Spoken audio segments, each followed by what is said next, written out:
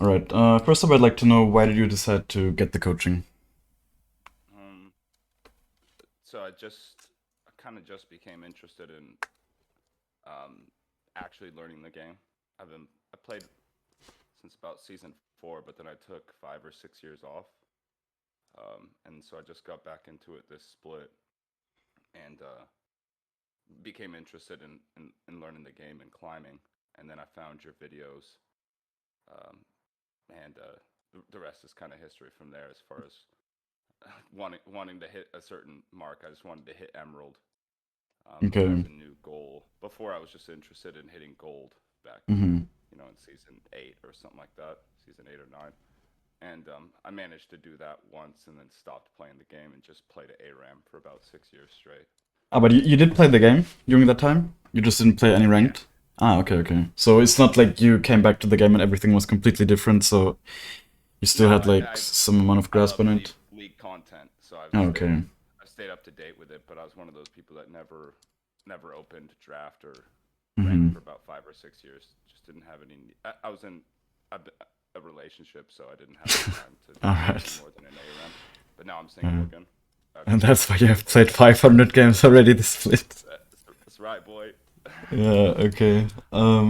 I guess, yeah, what do you think your biggest weakness, like you already told me your goal is Emerald, I guess. So what do you think your biggest weakness is then at the moment? um, so it's split into a couple of different things, right? Mechanical issues, um, decision making that splits into two different, being too passive or Hmm. being too aggressive, and just not knowing um, Hmm. what kind of play or what kind of fight I should take. Okay, but do you Um, feel like you already have improved, like over, like for sure you have improved, right, over those like 500 games? Because that's definitely a lot, right? Like that's an amount where you should see improvement in those amount of games. 100%, right? I think I Okay. placed bronze four, and then Yeah, I okay. hit. I went straight. Well, I mean, it took me that many games to go up to plat, but I haven't been able to, like, plat three is a myth to me right now. Like I Hmm. just keep dropping back to gold one. So you Um, feel like you hit some plateau, I guess. a little bit, yeah. Hmm. I'm confident that I can go up, but I just want. I'm interested in just learning more about um, learning more about how my mistakes are kind of keeping me from moving from the Yeah, game, yeah. right? Okay. Yeah, I think I understand what you mean. So are there like specific situations that you often find yourself struggling in, or like parts in the game? Yeah, yeah, yeah. So I have two different issues, right? I learned how to farm consistently, and hit 8.5 and 9 CS a minute, and then I've learned how to join every single stupid fight. Like I play an NA, right? And Hmm. it's just fight, fight, fight, fight, fight. It's stupid, right? And so I decide, okay, well maybe I'm not joining enough fights as Echo. Hmm. And I know I just know how stupid they are, right? I ping the crap out of them. They don't care, right? They're still gonna fight over no objective. So I thought, okay, well let me try that too. Let me try to farm a little bit less and just join each fight and see how that works. And that's what I've been doing recently, Hmm. just to see how that feels.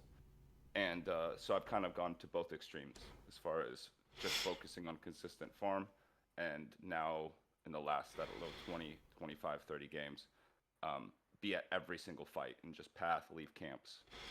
Um, So what has felt so better to you then? the farm, like Hmm. consistent farm, like deafen at the beginning and just farm. Okay. I think like no joke, I think deafening is like for me personally, whenever someone deafens in my games, I don't know, it rubs me the wrong way, honestly, because like just mute everyone, right? Don't tell everyone that you're muting them, in my opinion. But it's like a I tiny give you bit a lot of toxic, honors though. I really. do better, but I get the Okay, what you call it, the tilt proof honors a lot more when I carry a game interesting, after I've deafened in the beginning. I don't do it from interesting. a position of being mad at them. Like in lobby, Mm-hmm. I'll say something usually in the beginning and give like an emote, like a smiley Yeah. face or something, because I don't want them to think I'm mad. I'm just Yeah, trying to yeah, yeah. focus. But they No, don't that's know fine. anything. Like Like, they don't what know what does anything. deafen They even don't know do? anything. What does it like? Uh, Do you also not see pings and stuff, or do you still see y- pings, right? you don't see pings, but No. man, no. But Okay. as far as anecdotally, I don't. Like, I don't think anyone else is studying the game as much. Their pings don't matter. Yeah, they I'm pinging don't. anyways. Like it Um, depends. I guess in your elos, but at least I think most of the pings are just mostly for flaming or whatever, anyways, and they're not that useful. So I think that's right. like, but pings can for sure help, right? Like just communicating with your team, right? Like them maybe telling you what they want to go for, or you telling them. They do matter. They for sure do matter, but maybe They not can in your see elo. mine for Yeah, sure. that's fine. They But can like see mine. But yeah, sometimes you it's a still good want to idea. see, like sometimes you still want to see, see you're fighting a 2v2 or whatever. You still need to know if your person that you want to play with even wants to go for it, or if they feel like you can go for it. Like as I said, I think in your elo, whatever, like definitely if you want, like, it really shouldn't matter. Yeah, it's not a big deal. Um, I don't want to have to do it, but yeah, the bait ping's telling me to hang myself because I can't. I mean, I I usually can't. just mute right after that happens, right? I wouldn't assume that it happens every game, but No, it doesn't. No, it doesn't. But so people also don't understand. I don't think they understand Ekko Jungle. They don't even realize yeah. he's S tier, you know? Um, and so they just don't know. They don't know what kind of fights I should be taking with them, or they don't understand my cooldowns. That I'm just Hmm. not gonna sit there and auto attack with them. You know, like Yeah. that In I this should be doing elo, better. 99% of the pings that you get are like fucking stupid in this elo for sure. I would say, Definitely. I yeah, agree. definitely go back to that more farming playstyle, I guess. Especially, like, okay, you said mechanics are a little bit of a problem for you, but of course, since you have played the champ for 500 games, your mechanics, they should still be, like, they will improve. Maybe they are better than gold anyways, we'll see, I guess. But I think the more able you are to mechanically back up your gameplay, the better it is to farm. Because farming just means you're gonna be stronger than anyone else in the game, and that's just gonna make the game very easy. But obviously, in general, the jungling skill is about finding a balance between having impact and farming, right? Like that's what's difficult, kind of about jungling, of course, and about being a good jungler. So like you can't just do like you basically said to me you've tried out both extremes, and I think that's the problem, right? You're just playing those things to complete extremes, and that's like never really the right choice. And I actually also played with like the farming extreme, and I noticed that like I encountered way more mentally ill people all of a sudden because I just didn't help my laners enough. So it's like yeah, it's definitely not a good playstyle for solo queue, and especially not in low elo. Or at least not if you do it like too extreme, right? Like you should focus probably a little bit more on farming because it will just make you stronger because everyone farms really bad in low elo games, but definitely don't overdo it. Like you still need to join some fights and whatever. Are there any like yeah, what? I was gonna say that that's kind of like why the coaching is good then, Mm-hmm. right? Is Goldilocks kind of idea where I explore having explored the extremes Mm-hmm. means that I can maybe more identify where the balance is, right? Because I see both Yeah. ends of it now. Yeah, like, but it's also as always, right? Like League is a game with like millions of variables in every game, and like every game will be different. In some games, you'll have a really easy time finding a good balance. Other games, you will have a really hard time. It's just there's so much that's out of your control as well. I think another really big skill of being good at League of Legends is just being able to adapt, honestly, and that's something that for sure comes over time, automatically and like with experience. So are there like any common mistakes or like bad habits in your gameplay that you feel like maybe often lose you games or like set you behind? Um, yeah. Some are echo specific and some are just fundamentals, right? For echo, it's W placement can be better for Hmm. sure. Um, R usage. Um, In what way? Like the R usage, in what way is it bad? Like there's a bunch of ways. You could use it too early, you could use it too late, you could use it like not at all. I think I overkill sometimes, and I think I have a habit of just wanting to use R for damage. I mean that's not bad if you actually manage to hit the damage and like don't die for it, and then that's actually good. Yeah, I love it. Like, right, that's the dopamine hit for Echo, Hmm. right? Is hitting your For R. But sure. sometimes I'll die because I know that my R can hit. You know, like I've played, so I have like 3 accounts, right? But I don't know the logins for the other ones. But on each one, I have almost a million masters in Jesus. Echo. Really? You So have I more have than only me. played Echo since release. I refuse to play any other champion because, like, fundamentally, I don't know the game. So why would I switch to Hmm. Echo? Okay, that Um, might be a problem for you, right? Like for sure, not having experienced other champions enough is like it I'm 5 years of definitely. ARAM. Yeah, okay. 5 years of ARAM for sure, right? Like you learn most of the champions there, I guess. But obviously there are also ARAM balance there, so it's like, and also the play style is super different, right? In ARAM you're just constantly fighting and you're not really playing how you normally play. I feel like that might definitely, like, for sure knowing other champions as well is like broadening your horizon is like 100% a big thing that will automatically improve you as well. So maybe if you feel like there's other champions you might enjoy, just like pick them up as well. Obviously, like Ekko is the most fun champion. Enjoy them. Yeah, I Really, don't like, enjoy any other champion. like have you tried like Viego, for example? I think Viego is a really fun champ. I think just like No, champions that are only in similar. arena for Mm. Viego. I can definitely recommend him, and he's the perfect tool, I guess, to learn other champs as well at the same time because you possess them. So I think, like personally, I really enjoy Viego. Of course, he's also an AD champ as well. So like, just even these two champions would be a solid champ pool, in my opinion. I think really like truly one tricking. Like I don't want to tell you to stop doing that. If you enjoy playing League like that, then go for it. It's not like you're gonna be a pro or something, but I think generally that for sure is something that I could just see you holding yourself back with it. Not really knowing other champs and like how they, especially since you're playing in this elo where people don't play their champs to the extent they can be played at. I mean, you say you watch league content and whatever, so I'm sure you watch some high elo content maybe where you can see how people play to like more of their limits of their champions. But yeah, I don't know. I think that's definitely something I can just see being problematic for your overall skill. I guess we'll see. That's a good point, but it's what you call it.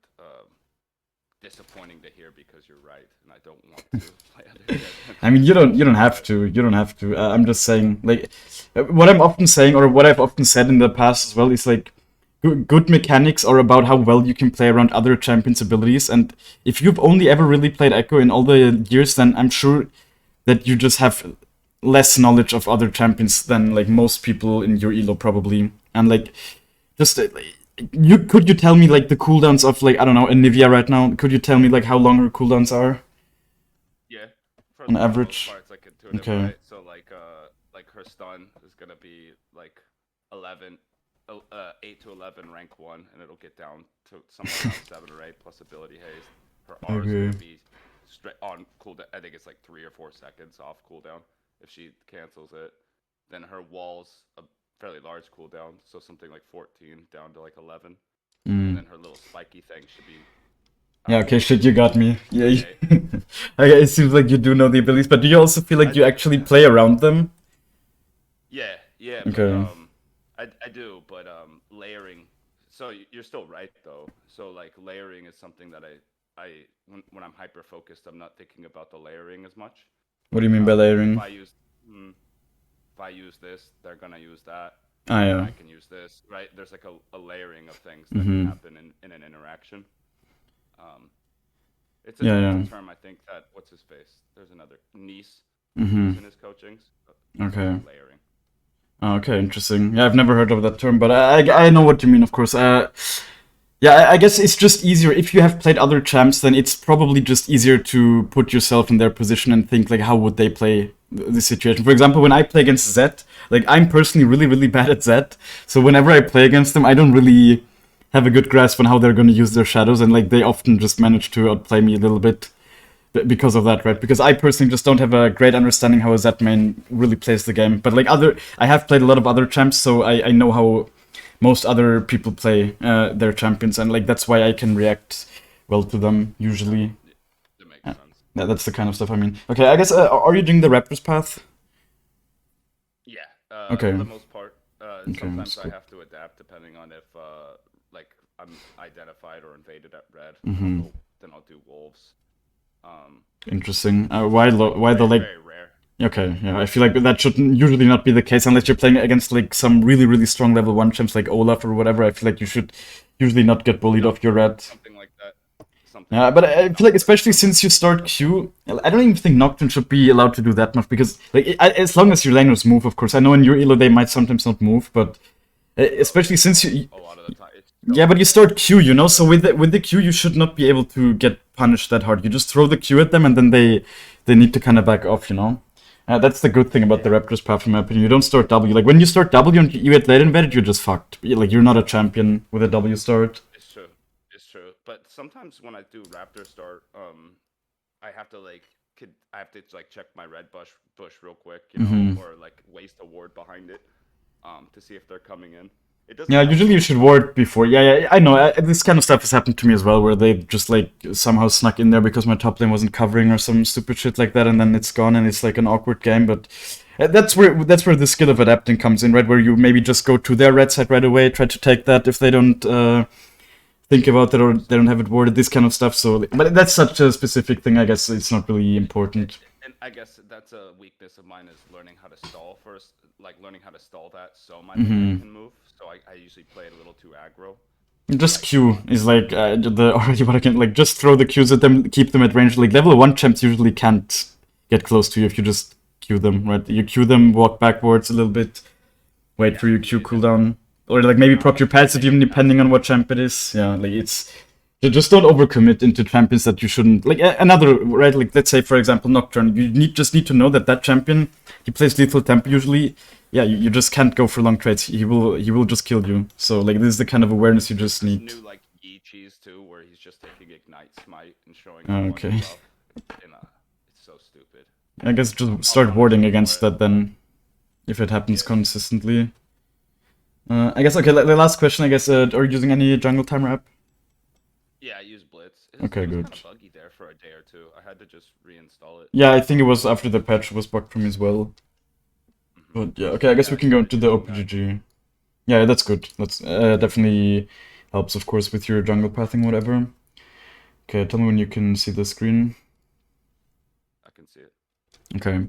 So I guess from your OPGG, the biggest thing I can see, of course, it is like 500 games, and you said you alternated between playstyles. And I scrolled down a little bit with the farming. So like 6 CS on average is definitely something that can be improved. And as I said, like as I'm always saying, I think just having better farm will make the game easier for you because your champ's just gonna be stronger, right? 100%.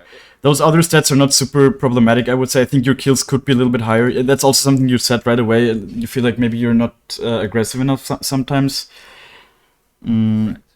Like, yeah, you definitely don't have too many very high kill games, but yeah, you have a bunch of those games where you just have like 3 kills and whatever, and you still win. So maybe you just could have more impact in those games for sure. What kind of smite do you play with usually? I haven't really looked. Do you alternate between smites or you always go These blue? games are, I mean, everything is a good example, but the last 20 games, Mm. 15 games aren't probably very good examples. Like, just a little bit tilted on like Mm-hmm. trying different extremes, but same build, very consistent. I think green smite is usually at the moment it seems to me like green smite fits the meta the best. It's like with blue smite it feels nice if you like sometimes have it and you're like really fed, it's cool, but most of the time the 300 extra HP just feels so much more valuable that you have in the late Way game, better. I and like love it blue. makes the game easier. I don't use red that much, but here's my decision tree is if I have decent decent CC on my team that's easy to hit, I want Mm-hmm. blue smite to be able to get to that thing consistently, right? Wherever it's happening, that CC. I want blue smite to be able to get to it. But I use green smite because of the tenacity and against burst, right? Yeah, what I was trying to say though is like I think genuinely like I also used to have the exact same arguments I guess for each smite that you basically just told me. But I think at the moment, just with the current meta where everyone really is able to one-shot each other basically, I think really the extra HP alone makes Green Smite worth in most games. Like it really does. So I don't know. Like I personally have started building it, and I have had I've had a much easier time. Honestly, I really have. I also started playing with like Dark Harvest a little bit, and it has also not felt bad. But I don't want to. I think Electrical is still a very much fine rune, and I think Dark Harvest is probably a rune that gets more rewarded the better you are than your enemies. So if you feel like you're in like your plateau elo at the moment, I don't know if it's that good. Like I don't want to make too many statements on that though, because I only played it for like I don't even know 8 games or something now, so really can't have a strong opinion on it. So yeah, I guess like since you've alternated so much, I don't know. Like, I guess your item building is fine. You seem to also switch between Naturus and Lichbane. Mm. Sometimes I do both now. But yeah, Hmm. depending on if I'm ahead or if I think I can auto attack, right? Yeah. Yeah, I'm also like, feels better. yeah, Nashus feels really nice. What I saw though is that Lichbane has a much higher win rate, so that's why I'm also trying out Lichbane. It's really, yeah, uncertain times for me as well at the moment, but so I'm just not gonna give too many like solid statements on the item building. I think this is for sure like fine for your elo 100%. The way you're building your items, you're not like the things I'm looking out for here, like big mistakes wise, is I guess if you build Zanya's third in like most of your games. I guess you did it here against like Rengar or whatever, but like most of the time you don't do that. So I guess one thing is definitely the Mercs. Like another reason why I like Greensmite so much is because I've really realized how big of a power spike the Sorks are, and you can see in my most recent games I never built Mercs anymore. Like whenever I feel like I need tenacity, I just either take the runes, or like most of the times Greensmite is just enough, you know. And then I always build Sorks. Like Sorks really are a really good power spike. Mercs never feel good, bro. Ever. Yeah, I think Mercs feel okay if you play against a lot of MR, I guess, or a lot of AP. Then they're fine. But like unless that's the case, I think you should really mostly build Sorks. Like, yeah, they are a really, really big power spike. Okay, I guess let's look at your League of Graphs as well. Yeah, you can see, right, the thing where you're a little bit below average for your elo at least is like the damage, so that definitely aligns with what you said about being a little bit too passive. It's not like massively below average, of course, but just a little bit. My damage to be a kill, right? Like a convert. So like sometimes my damage will be low on like a 16-0 game. That's kind of normal though. That's also something I've noticed, because when you always 100 to 0 the enemy, you're just not farming a lot of damage. Yeah, that's what I thought. Yeah, so that's not like a problem, not an actual problem. I guess this is actually pretty solid, your duels win rate. It seems you don't take, like, usually it's more towards like 50 to 60% with most people that I coach, so it seems like your decision making is not even that bad. I guess let's see. This is also like, this graph's looking how it should look. I guess this one is, yeah, I mean, this one should not look like this. It should just be more in the positive all game, usually, I guess. But also, in some games, you can drop farm early and then pick up the pace later, like basically how it's looking like here. But yeah, I don't know. I think it should still be in the positive. I guess this one is a problem, a little bit, the item purchase time. Definitely could be lower, like could be quite a bit lower. And that's just gonna help you snowball the game as well. Wow, you played against Kane a lot. Holy shit. That's crazy that you played against... I'm decent at it, but... Who do you ban? Ka right now, before I think Kha'Zix is not even worth... Like, Kha'Zix is actually not worth banning anymore. Not really, let's look at his win rate. I mean, yeah, in Emerald he's still good, but look, like in Master Plus, his win rate actually dropped off so hard this patch. It's really crazy. Last patch it was still 51. Like, your team can't deal with him. Yeah, and same thing goes for J4. That's why I was banning him for a while. Is they just can't seem to understand. They can't play the game the same way. Yeah, you know? But you can't focus too much on that. It's like, just if you farm enough, then you will be able to deal with, even when they're fed. And if you also punish enough mistakes of the enemies, you will be in the same position, right? Like, you will be so unfair as well that then you really don't care about the enemy champ you're playing against, if it's, unless it's like someone that hard counters you. So yeah, I don't know. I have the hardest time against Lilia, honestly. That's interesting, I guess. I hate the champ. I just hate it. It's so fast that it, yeah, and her just DPS, she just outplays me a lot. Like if it's just interesting. Me, Lilia showing up in my jungle or something, or on a scuttle, it seems to be harder. Maybe for example you just don't have a good understanding of how Lilias usually play because you've never played her. For example, I've played a bunch of Lilia in my time. I really don't struggle against that champ. Like, I don't know, you really just need to play in bursts against her. Like, her damage is very much sustained, basically, and then you just try to play in bursts against her, and like if you're fed enough you will just one-shot her unless you play some weird tank build. And if not, like, you just go in and out with your, like, you just can't let her stack too much movement speed, I guess. Like, sometimes she might stack it on your teammates or whatever, but I don't know, is it even a champ you face often? I guess it doesn't seem like, for example, Yi seems to be a matchup where you struggle way more than Lilia. Lee Sin as well, Draven, I guess. Yeah, definitely interesting to see like these stats when you actually played a lot of games. Because like most of the time people have not played this many games that these stats matter that much. But I feel like for you, they actually depict like certain weaknesses. For example, against a champ like Yi. For example, what I can imagine makes you struggle against Yi is just that you might not respect the fact that he always out DPSs you, even if he's like two items behind. Yeah, that's something very common, I would say. Using my passive when he's in meditate on accident. That also, yeah. Okay, I guess let's see. That's definitely good. You take most of the heralds. I think I'm always saying this. I think objectives are a very good way to win games. Like they are worth a lot for sure. Someone in my Discord actually made like the gold value for drakes, and let me just check really quick.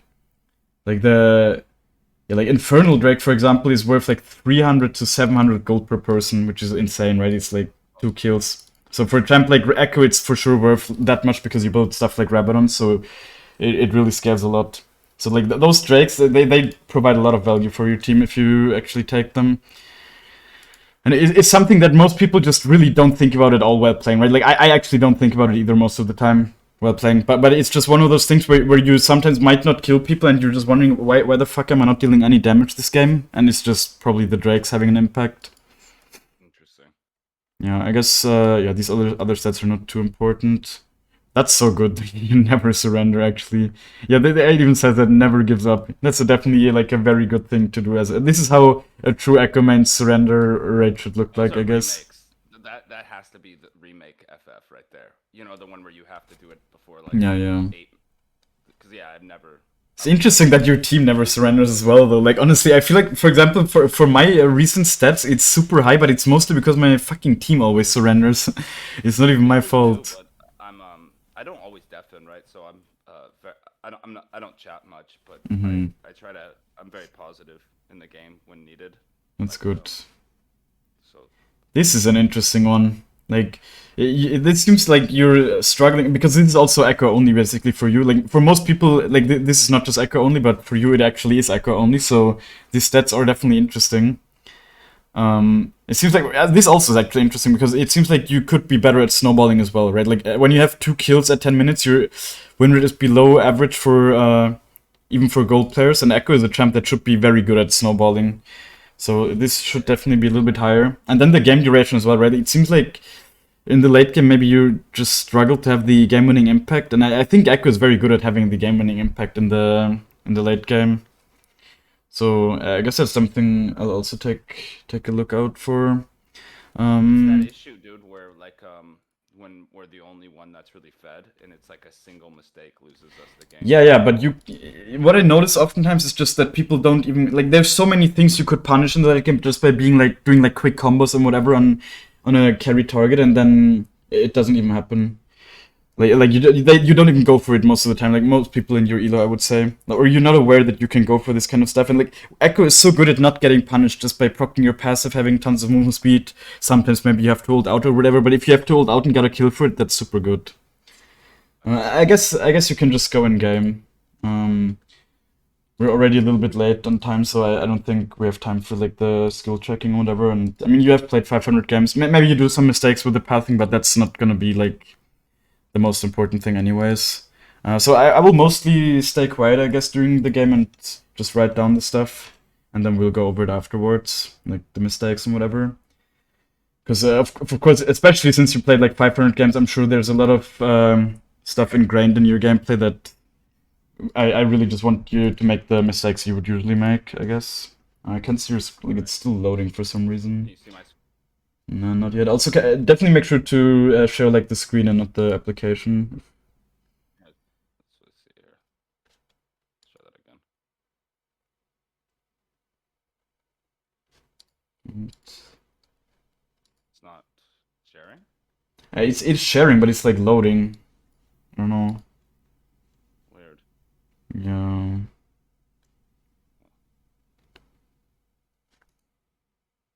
Is there a setting that makes it not care about resources? I'm confused. Yeah, I don't know. I've never had that happen. There we go. Should be up now. Ah, yeah, now it works. Yeah. Nice.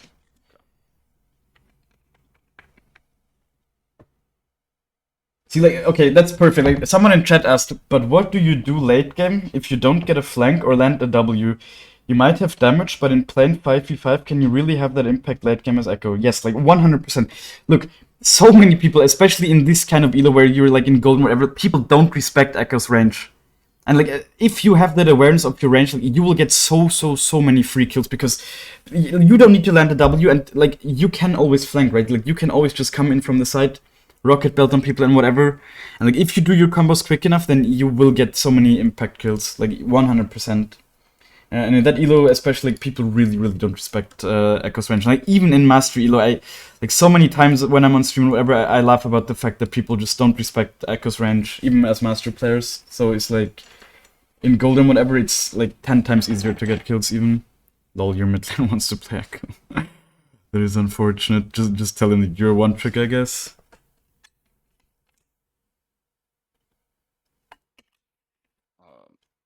See if I can switch this guy pick order. Maybe tell him that you're like an actual one trick. Maybe he's not.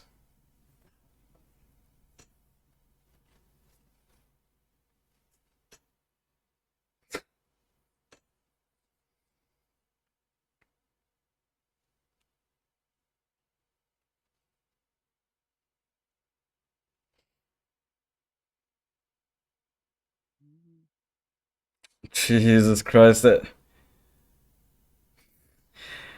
No way that like almost the same thing happened in my last coaching session. There's like 3 Ekko OTPs in this lobby or what?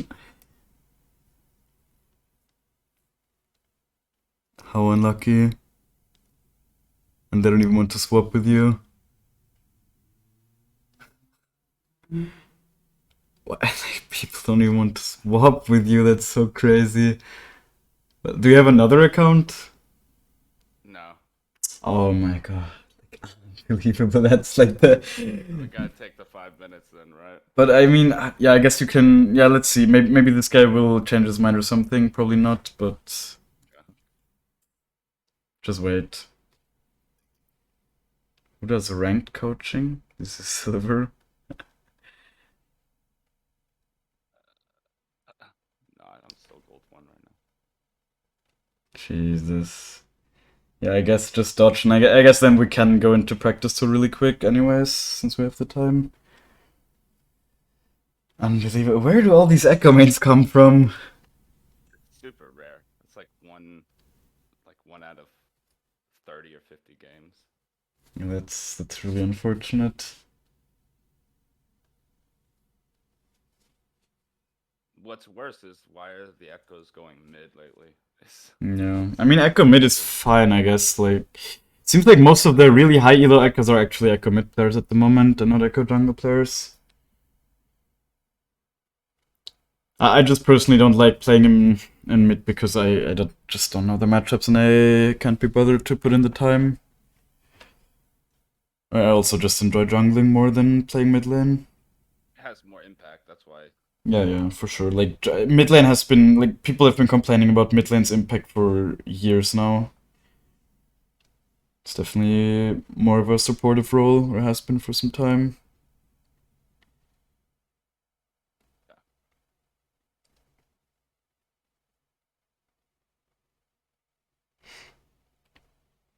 Wait, why are there no jungle timers? His blitz. I mean, maybe it's not in the practice tool, but I feel like usually it is. I don't know. The heck? It should be enabled. Yeah, I don't know. Whatever. I don't know what. Just fast forward the time a little bit. Oh, I was just gonna spawn him. Yeah, it's also fine, I guess. Where is it? Right here. Okay. No, usually throw a Q like out here. Mm-hmm. Try to get them all. Yeah. I mean, that's the important part.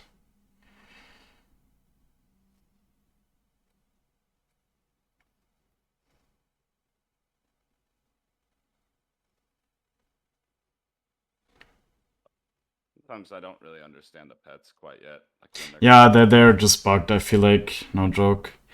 Do you also, like, do you also play with the indicators on? Everyone seems to play with that. No, only when it matters. Uh, Like only when I have time. Okay. Like in a combo, I won't use it like that. Yeah, see.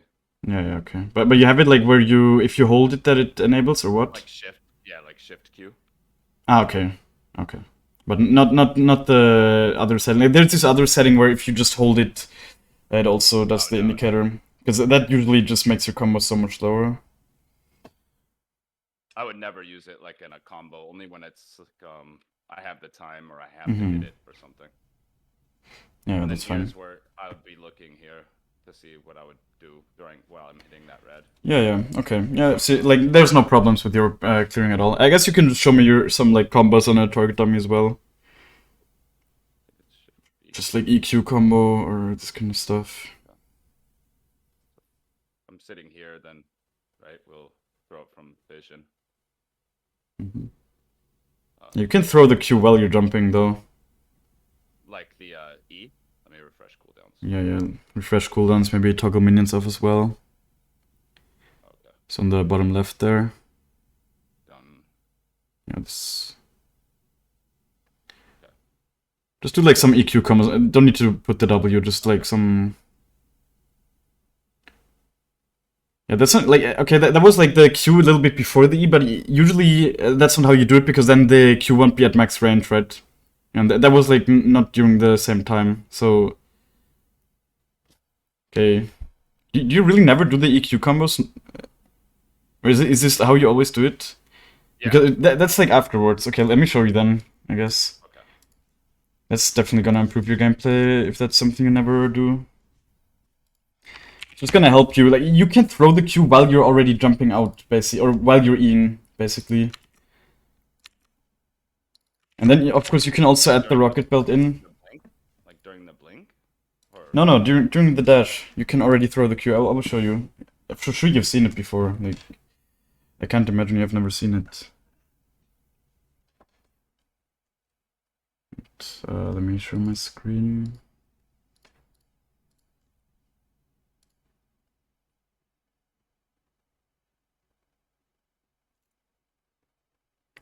Hey, do you know how to make the dash E on Wolf's Wall of bot side?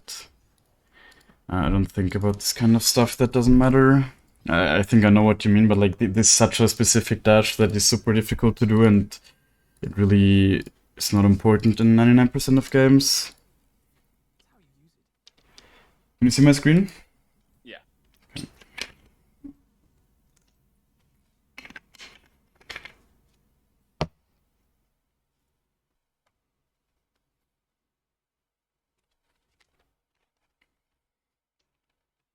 Yeah, you see, I've been running this setup just to try it out. It seems to be like the highest win rate setup. It seems to be the most played setup as well. Now with actually not without futures, because it got nerfed actually with this. I mean, Flash is a very valuable summoner spell, so it's definitely not bad to have that up more often. Allows you to flash on enemies more often, of course, to like maybe collect shutdowns, and it also maybe saves you every now and then. Where's target dummies here? So like this is what I mean, right? Just like this. It's super important that you can do this just when you're chasing. The way you did it was like either you did this, where it's just slower, right? Like now it took me half a second longer to proc my passive. And the other one was like, I don't know, you did like this kind of, which is not usually how you do it. Like, I don't know, sometimes it might work like this, but oftentimes you need the E first and then throw out the Q to actually get the range you want to get, you know? Let me see, yeah. Oh, yeah. Can you share screen again? Okay. Wait, are you sharing screen or am I sharing screen? No, I am sharing screen. Yeah, you can also, like, it doesn't have to be one or the other. You can also just do it.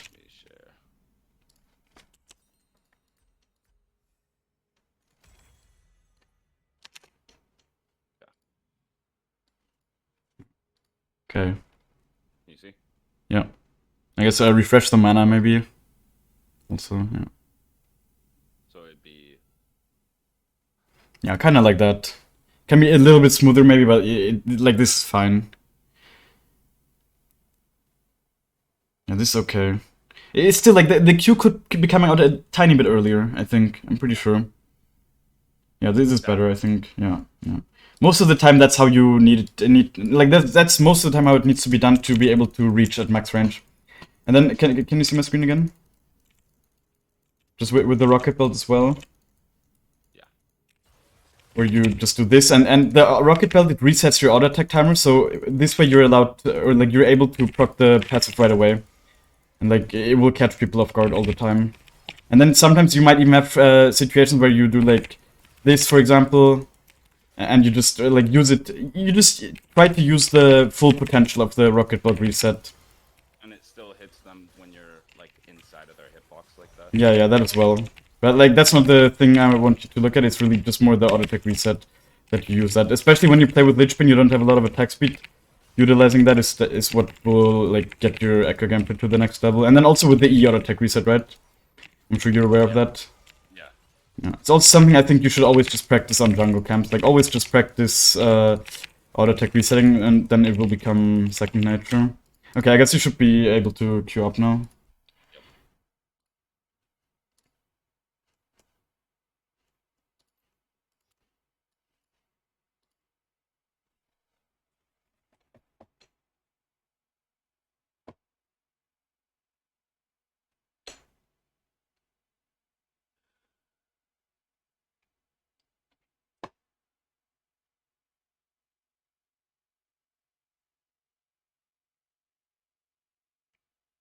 Yeah, someone in chat's also saying about like this mechanic where if you ult through your W or like out of your W, it still procs. And like I would say 99% of the time that happened, it was just like on accident for me. Yeah, so niche, right? Yeah, It's like it's not something you do on quality of purpose. life. Yeah, exactly. Like sometimes it feels nice, right? Like maybe sometimes you just ult out last second and then it still stuns people and it's like cool, you got a stun off. But like it's not something you usually go for. It's not like you place your W, walk through it, and then ult back just to stun someone inside it. Okay, let's pray that like you can just pick Ekko normally here. No way. There's no way. Um, It's very rare that a top pick won't let me switch with them too. yeah, that as well, right? Like none of your bot lanes wanted to swap. So weird.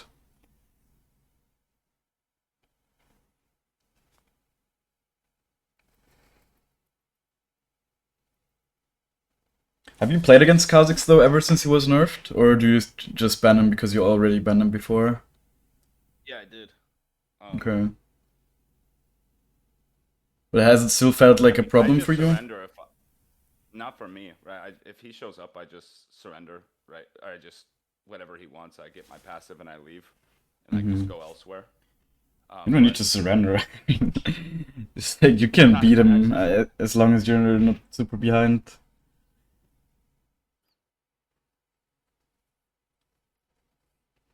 Okay. At least you should be able to. You should be allowed to pick Ekko here.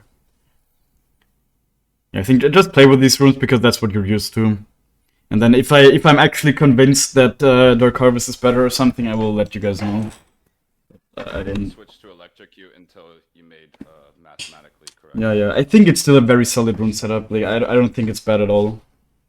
Some people act like electrocute doesn't provide any value just because it's like single target focus, but I think taking out a single target in a fight is super valuable. I don't know how people underestimate that so much.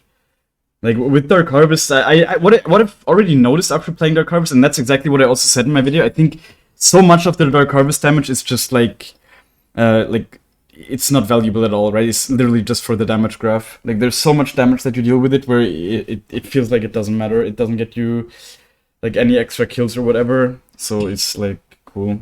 I don't know, but it does feel nice for like multi-killing and whatever. For sure, like it does feel very satisfying sometimes. I feel like Dark Harvest baits me a lot because Yeah, that as well. and I'm like, I'm gonna kill this thing. Yeah, it mind controls you. It mind controls you into like stacking it up as well. Shaker matchup is also one where you had like somewhat negative win rate, right? What do you think you struggle with in that matchup? Less struggling now. What I realized I have to do now, and I've been doing better, is be where he is, right? As far as lane ganks, or being at the gank that he is, because he doesn't thrive like in a 2v2 as much as he does when he outnumbers. And I guess. I was chasing him too much. I was chasing Shaco. Okay. It was just stupid to do. I guess depends on if you can kill him while chasing or not, but yeah, I mean, I think one reason why Ekko is actually kind of good against Shaco is that if you proc your passive and then he ults, you will automatically know which one is the right one, because you can see the cooldown. So, yeah, and then also, of course, I don't know, like, he doesn't really counter you in any way, not really. Like, he can be annoying, but against Shaco especially, Greenspan is super good because of the boxes, right? Because you will usually walk into the boxes from full HP, and then if you have the tenacity there, it will always be active, basically. And also, you don't take the poke damage, I guess, from it. So I think against champions, like, Shaco is one where I think you should always go Greenspan anyways, and then Karthus is another one where I think Greenspan is really nice because of the ult. It will just block some of those damage and heal it up. Again, man, you're kinda AP heavy here. Well, it's fine, I guess you have Cyan and Aphelios, although Cyan, if he goes tank, is also pretty AP heavy. At the same time, the enemies can't build them out too well, though. Although Vayne is definitely an ADC that can build them out pretty well. Yeah, the Triforce build too is kind of Yeah. there. Dude, I played against a Vayne. We had like way too much AP on our team. She bought fucking Spirit Visage and like Maw and Wit's End. That was an experience. 1v9 Vayne. Yeah, that was very funny. Okay, as I said though, like during the game I will mostly be quiet and just write down most of the stuff. And then talk about it afterwards. Okay, seems like it's an AP Shaco. The top matchup's really volatile, so I feel like I can make something happen there. Yeah, maybe.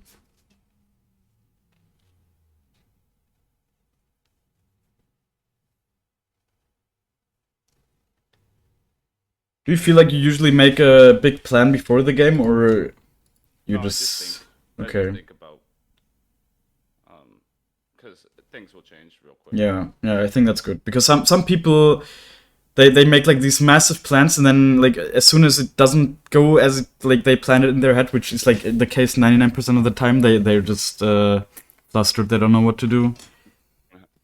And like just realistically, even if you feel like you have a good grasp on a matchup or whatever, it's like things never play out the way they need to play out, especially in this elo. Yeah, I take the this potion. spot when I go in for a gank, or I don't, like a level 3 gank, or I just don't use it at all, right? Yeah, that's what I usually do. Well, I mean, or of course you can use it later in a fight or whatever, but yeah. Like I usually I stopped buying it for some time, and now I started buying it again because I think it's for sure good if you want to have some early impact. I feel like I was just losing early fights sometimes for no reason. I don't know why your jungle timers are not working. No clue. I have it on with the overlay. Yeah. It seems to be bugged. Maybe Blitz. Maybe restart Blitz really quick. I think it works if you can just restart it in game. I think you need to completely close it on the bottom right. Oh, okay. Yeah. What's he pinging? What is he doing? Oh, he's proxying. Yeah, just let him.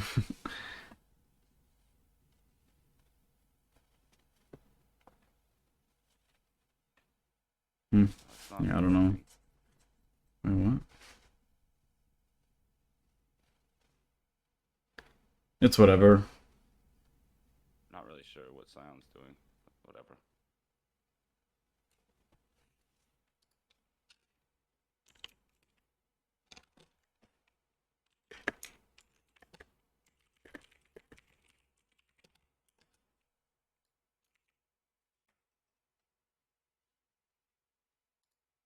The lame start. Like 3 seconds off.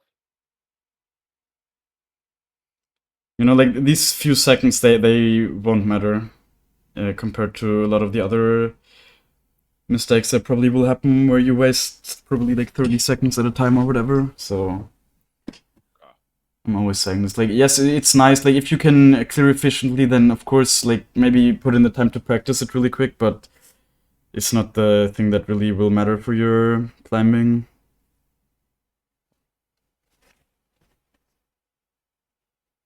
I think mid looks okay here. No, I'm not gonna say too much, right? Like, you can of course tell me your thoughts and whatever, but I just want you to make the plays you would usually make.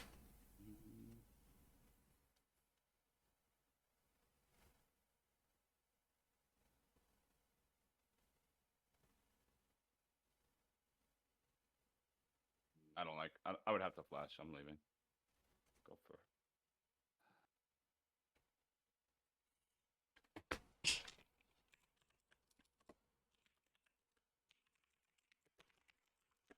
Not fine.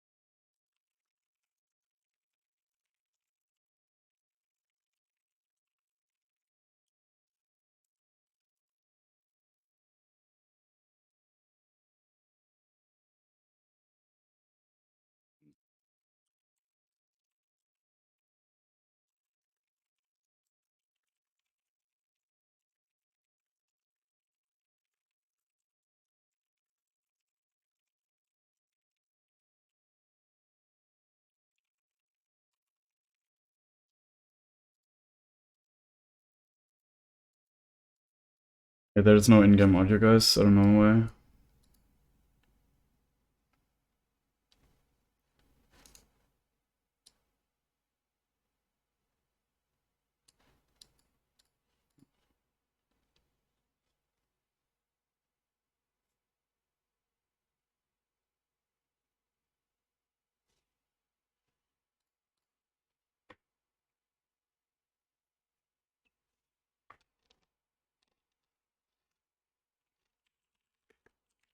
Oops.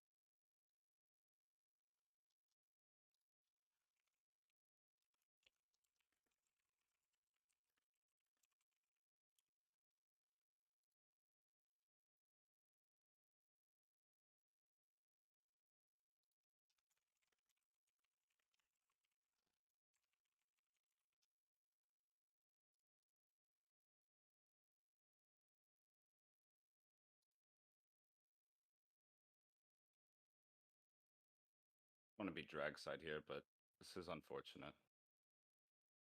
Hmm.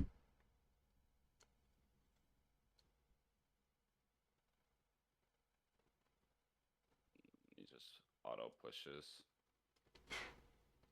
This keeps going this way.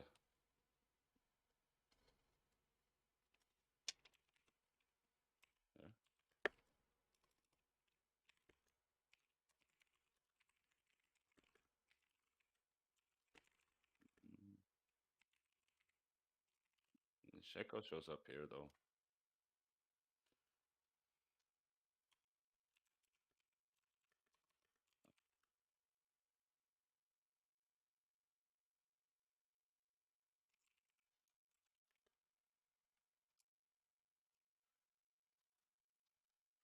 This doesn't push.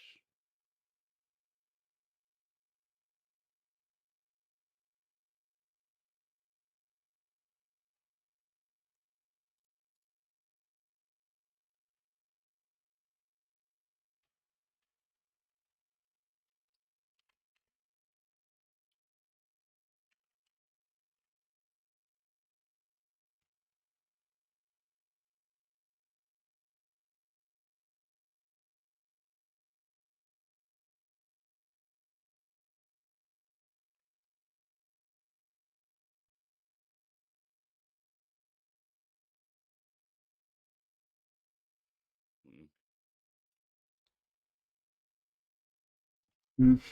I mean, Oh, you're just way too weak here. You should never be this weak. let's see. We'll talk about all. At least, like I'm always saying, when this kind of stuff, it's at least this is gonna be a really good game to learn from 100%. Good. Trust me.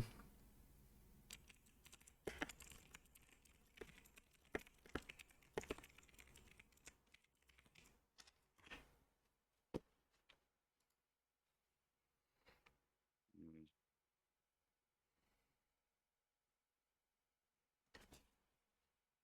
Maybe I can get 6 here.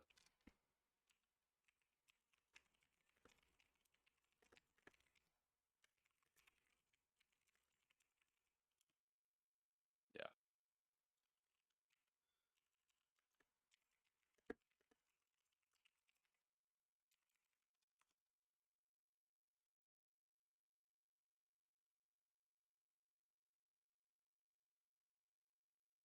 Oh, he went this way.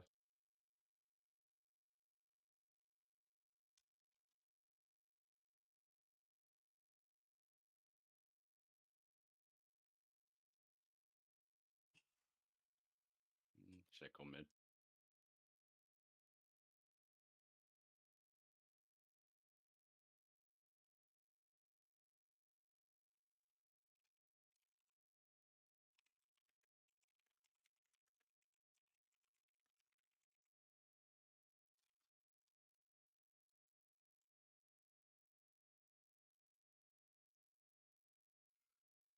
Jesus Christ, these guys are just pinging each other. And Felius is pinging the Zyra, and the Zyra is pinging the Cyan. Just probably catch this wave.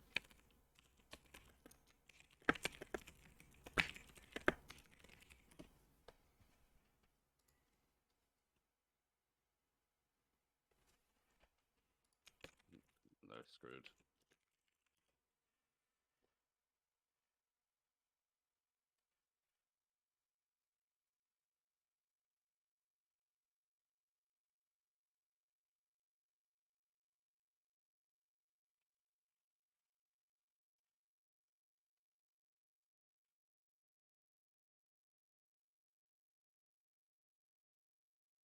He doesn't have his red.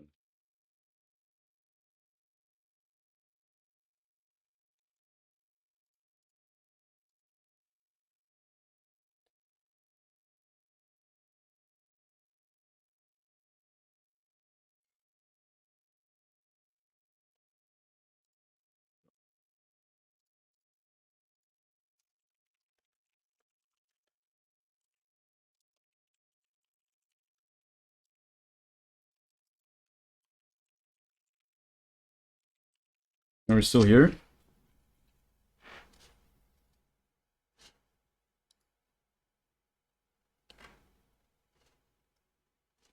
Hello? Oh no. Ah, hello? Oh, there we go. Okay. I don't know. I DC'd. Ah, yeah, okay. That was weird. Team DDoSed him, someone said. Can you hear me? Yeah, I can. Okay. Just making sure.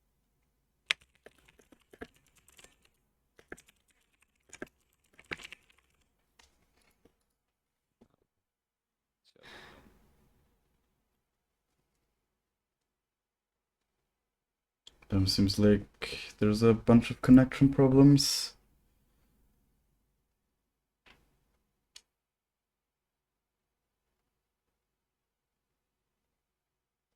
Oh man.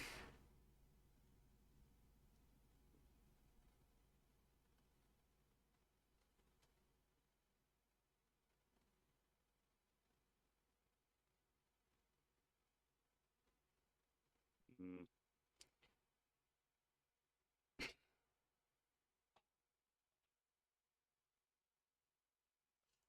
Right, maybe I need to rejoin.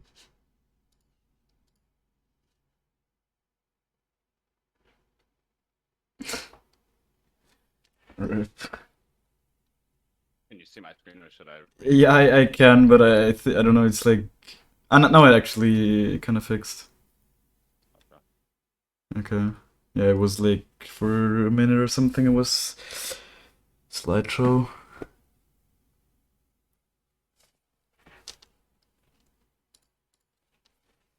I don't think I should fight him.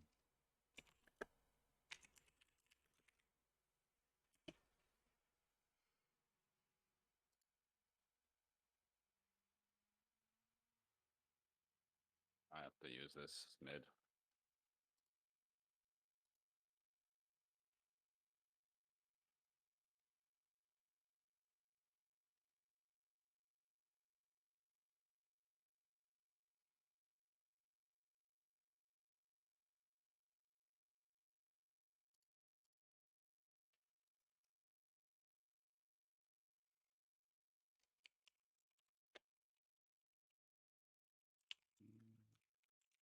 Darius can be here.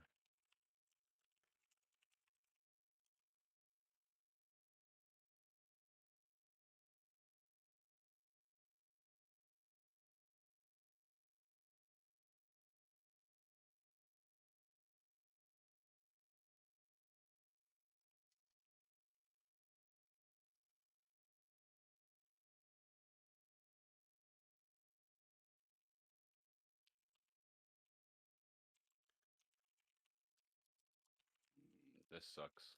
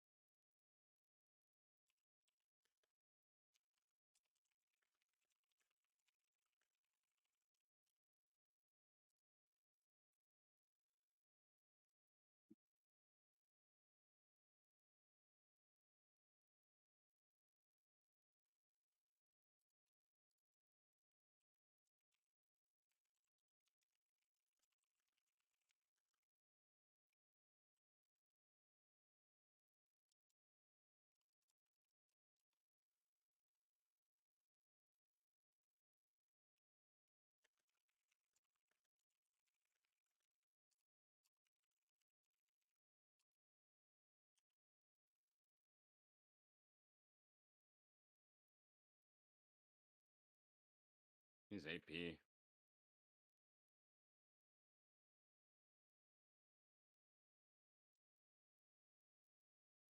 Yeah, we knew that he had Dark Harvest.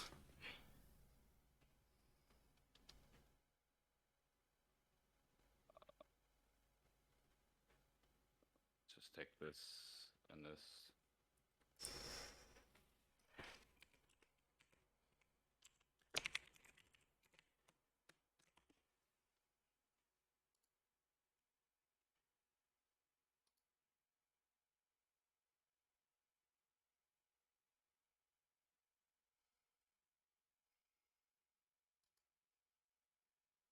I need a back. Yes, I'm getting anxiety watching this. I know. It's so bad. You have like a 17-minute rocket build here, but you could have at least had it like 3 minutes ago. And like that would have already been quite late. They have boots.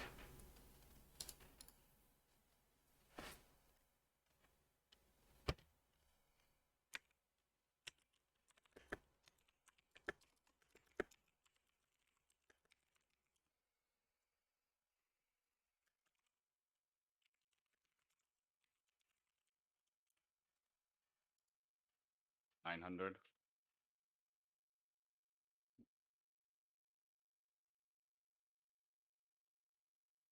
Uh,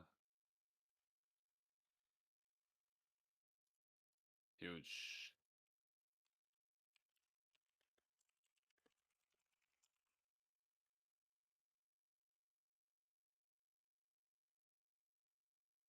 Mm, That's unfortunate. I mean, you got something at least. Got a huge shutdown. The classic Ekko already ping and you're CC'd. Funny. It's like Smite. You can still use it when you're CC'd, right? I mean, you could have probably ulted before to dodge the Lux Q or whatever, but I'm sure that's not where she pinged it. She just pinged it because you died with ult up.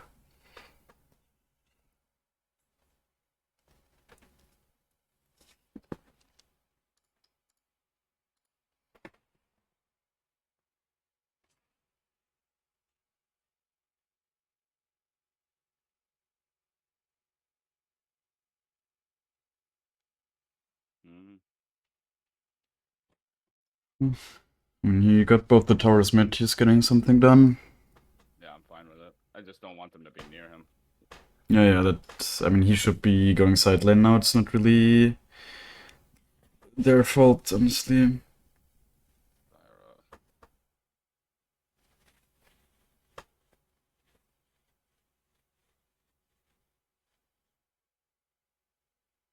Oh, she flashed.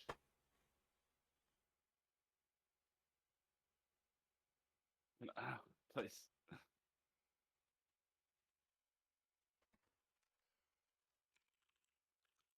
That.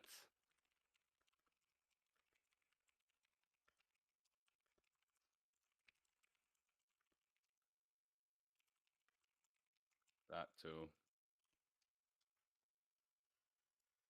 It's like 25 minutes. It comes back.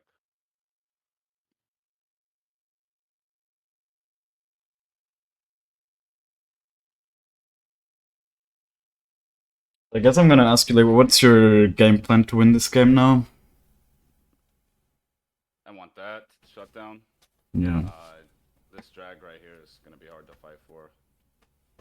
I have my rift, but play around Warwick, and I need to dodge. Oh, hold on. Can I even get this? No.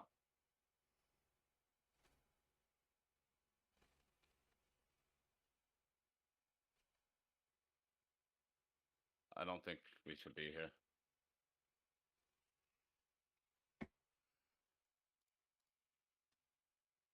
Better, better, better, better.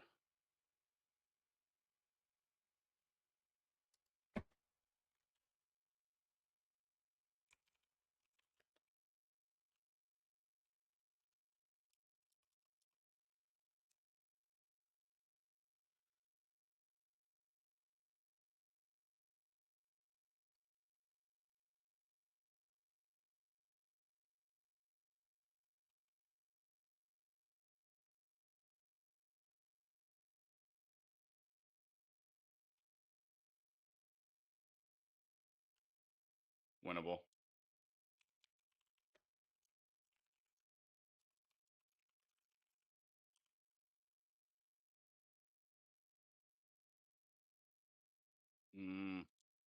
Maybe just mid.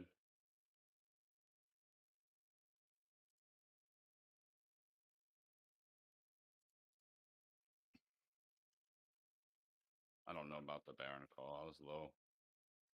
I think you could have done it. Baron is such a joke nowadays.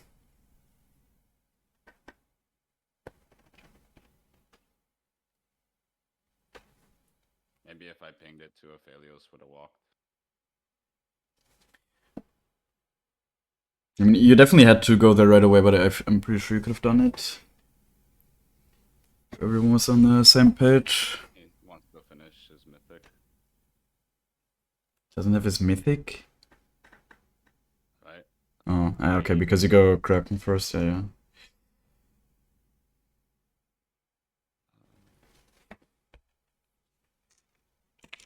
Yeah. Nice. That's the dopamine hit, right? She played into that. No. Warwick's not here. All right, whatever. Go.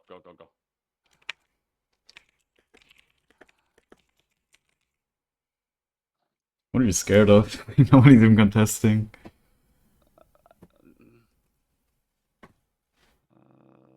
No.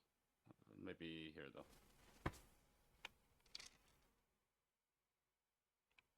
Okay. No camps. Mid's probably 3 mid.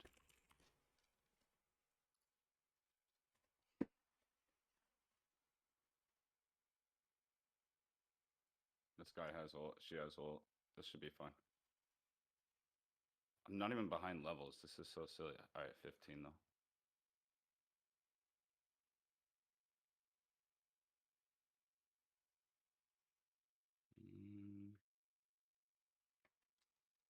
There's 3 coming here.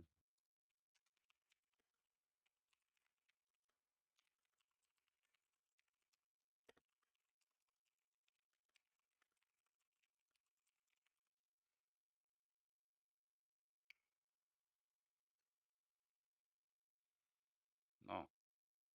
Don't fight.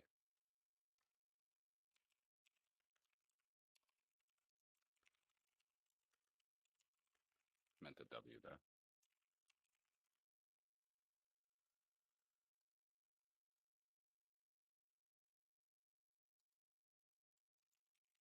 Guy's in a bush. No? There he is.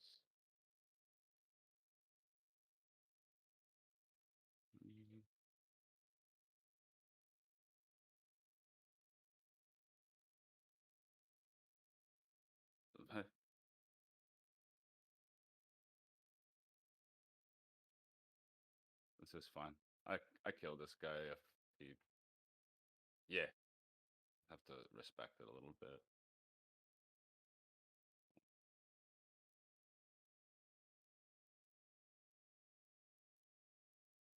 Okay.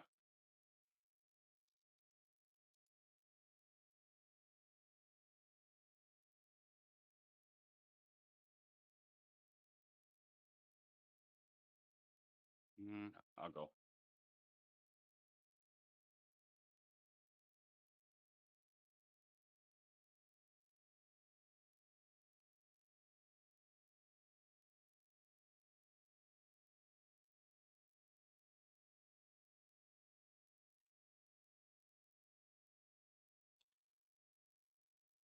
Won this game so easily after a certain point. It's crazy. Weird. It's like, That's yeah. really weird game. I mean, I want to see your damage graph. I feel like you really didn't do much this game, to be fair. This sign definitely popped off. I think someone in chat said, like, I have to ask you, like, a question. Do you feel like in life you're someone that takes risks?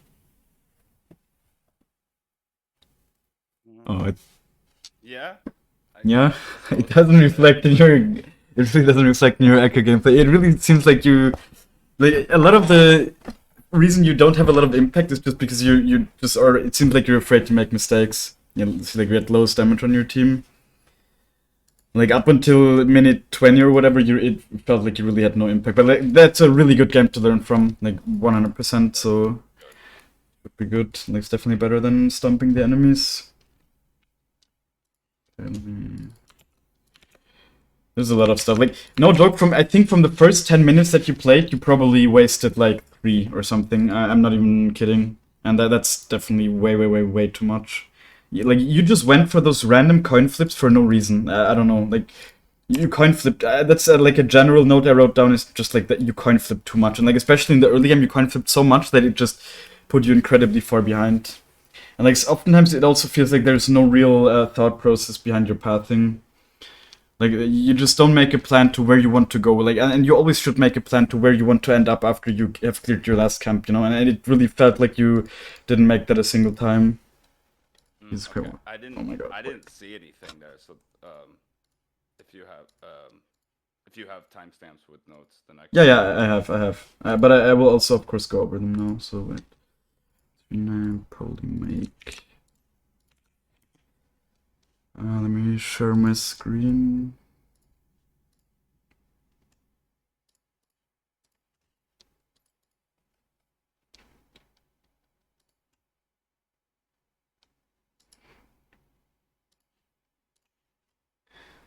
Yeah, plus 17 is also definitely a rough beat for climbing, but I guess since you just like you kind of are at like your highest elo somewhat, or like you were in platinum, but it's like not that far away. And I guess it's just normal if you reach new heights. So like for the next split, you'll be able to climb higher easier, I guess.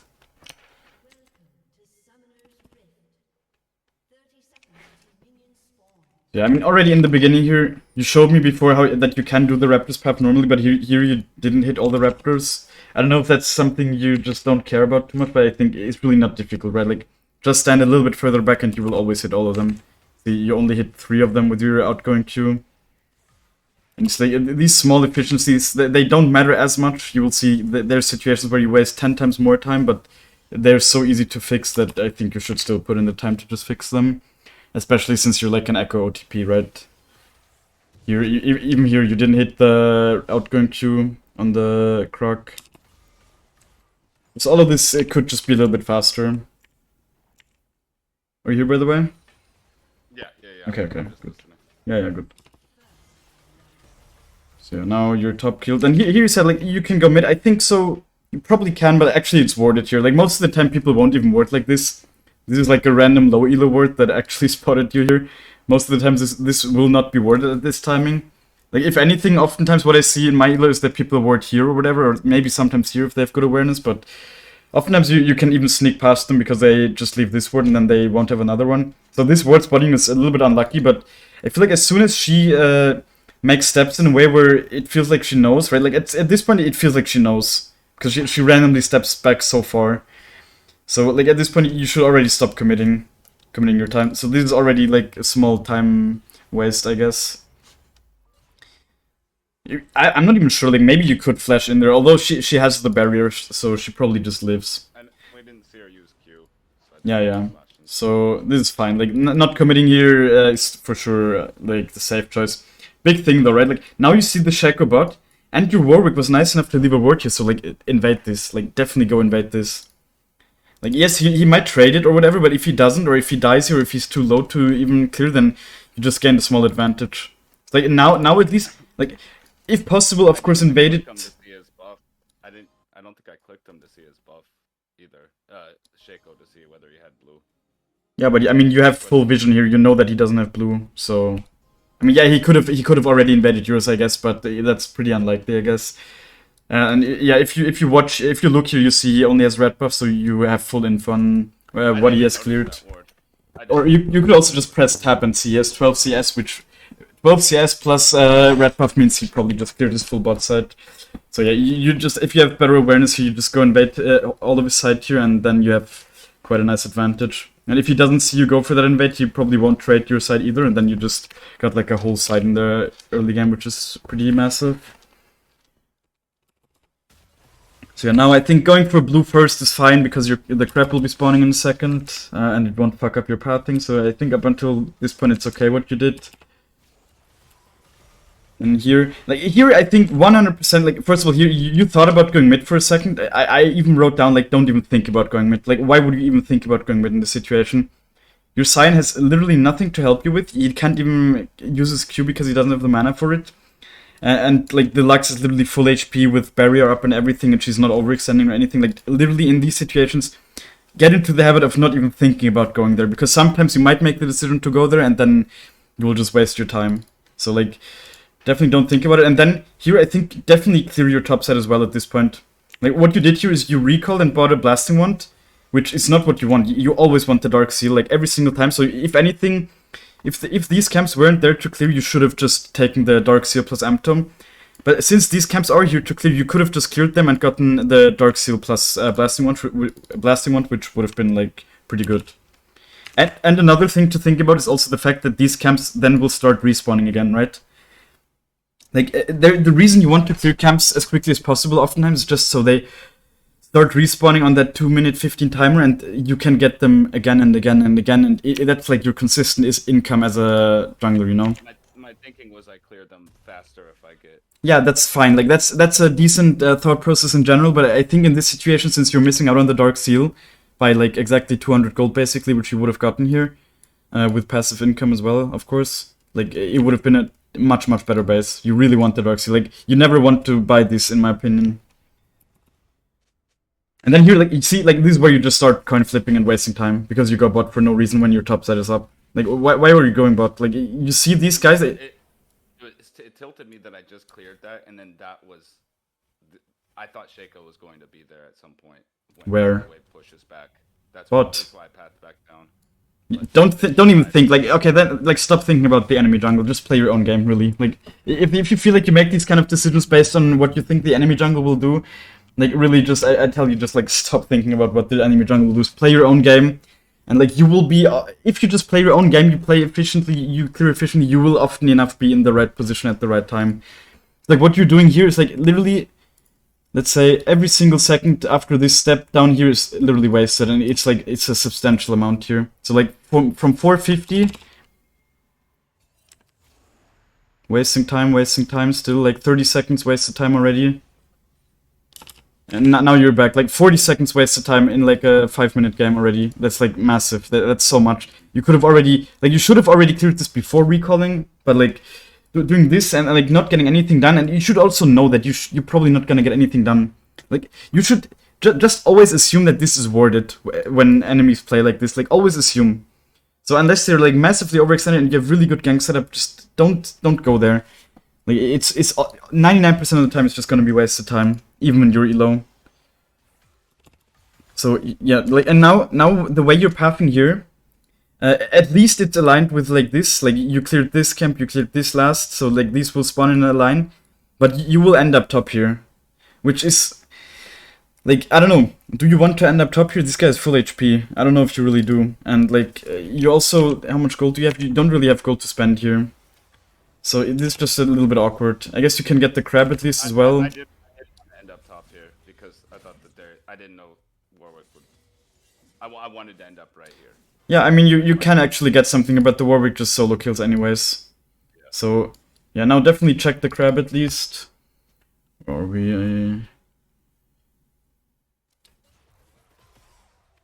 yeah, another thing I wrote down here, like, kill the small Kruks, kill them. They're the most valuable part of the Kruks. Like, you need to kill them. You left all of them here.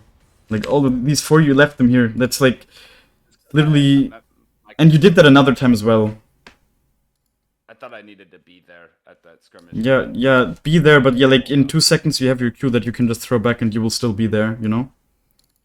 And like, even like now, see, like now he kills him, you could still turn around and get them. Because it's literally like, how much? It's like 14 per Kruk, so quick math, like 60 gold around that. So it's like, it's definitely not nothing. And also XP that would have given you level 5 here as well, by the way. So very important. I mean, okay, you get it from the crab at least, but... Can't rely on that, of course. The crab should have honestly been gone at this point. And then here, yeah, I think it's fine. It's definitely good. Like, if you want to invade, always start invading from the wolves. That's definitely good, because it's like the camp that's deeper into the enemy jungle, I guess. One thing it's like a smaller thing, but I think I would have personally just left the ward here, right? You have your ward up. Just leave it here in case the Shaco comes, so you just have some more info. And then also you might spot him when after he recalls. It's like a nice thing.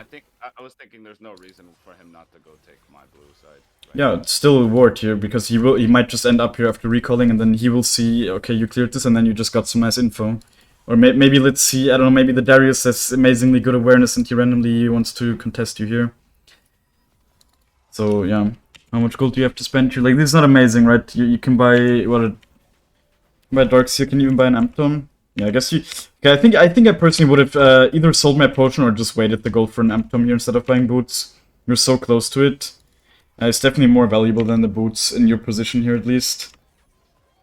Like, you didn't really get punished for not buying Dark Seal because you didn't get any kills. Yeah, definitely, like, the 10 gold you could have easily waited. So, yeah, I mean, Shaco invaded you now. It's actually funny because I wrote down here like farm instead of walking around aimlessly because I assumed this would be up, but it actually was cleared. So I guess it wasn't completely, it wasn't like a massive mistake. I thought you knew too. I knew it was down. There's because I don't know. Could we really know that it was down? I mean, we can expect, I guess, that it's down because he probably was bot before. Do we have info? I mean, let's see.